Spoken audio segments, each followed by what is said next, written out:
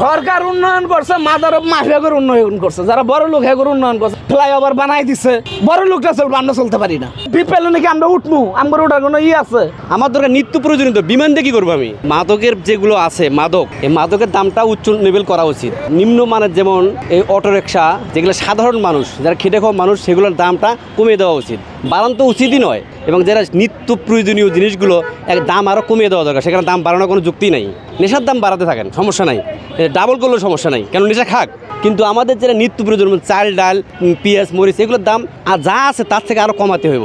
আর যদি বাড়ানোই যদি হতে হয়, তাহলে আমাদের যারা শ্রমিক আছে, যারা অন্তত শ্রমিক বা কৃষক দিনই আনে দিন খাই, এদের জন্য সবাইকে রেশন কার্ড দিতে হবে। এবং ঢাকা সিটিতে যারা সিএনজি চালায়, বিশেষ করে অটোরিকশা চালাচ্ছে, যাদের লাইসেন্স আছে তাদেরকে অবশ্যই রেশন কার্ডের আওতায় আনতে হবে। ওয়ালটন ফ্রিজ কিনে অনেকের মতো আপনিও হয়ে যেতে পারেন মিলেনিয়াল। সেরা পণ্যের সেরা অফার যদি না আনে, এই সরকার আগে থেকে তো ব্যর্থ। 2014 সাল থেকে তো সরকারটা অবৈধ সরকার, আর অবৈধ সরকারের বাজেট তো আমরা কোনোভাবে মেনে নিতেই পারছি না।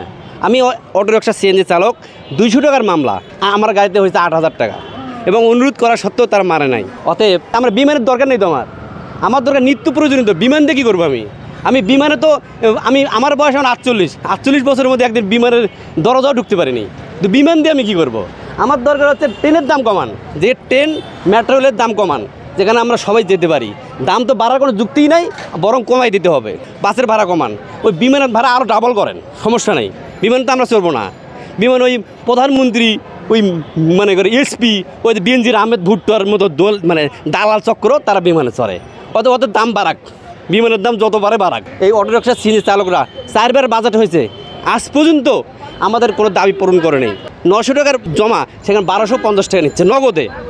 আমরা হতাশ হয়ে গেছি। গত 3 দিনে 1 টাকাও ইনকাম করতে পারিনি। এই 3 দিনে ঋণ হয়ে গেছে 2000 টাকা।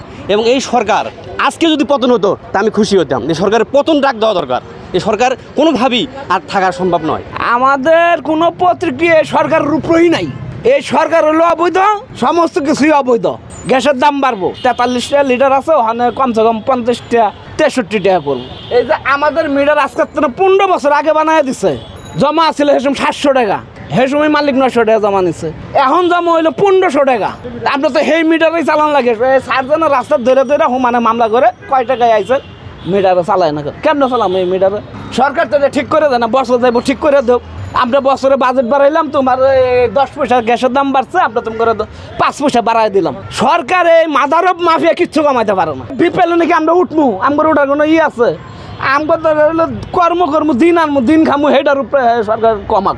বাজারে দ্রব্য মূল্যের দাম কমাক। এই কাঁচা মাছের কেজি 200-250 টাকা, এই 90 টাকার সোয়াবিন তেল গিয়ে ওখানে 200 টাকা, 170 টাকা কেজি। 40 টাকা 28 টাকার চাইলে 80 টাকা কেজি, কমসে কম 70 টাকা কেজি। না, আমরা সদস্য না।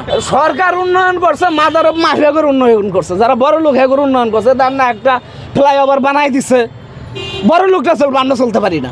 4 চাক্কা উঠবো, 3 চাক্কা উঠবো না।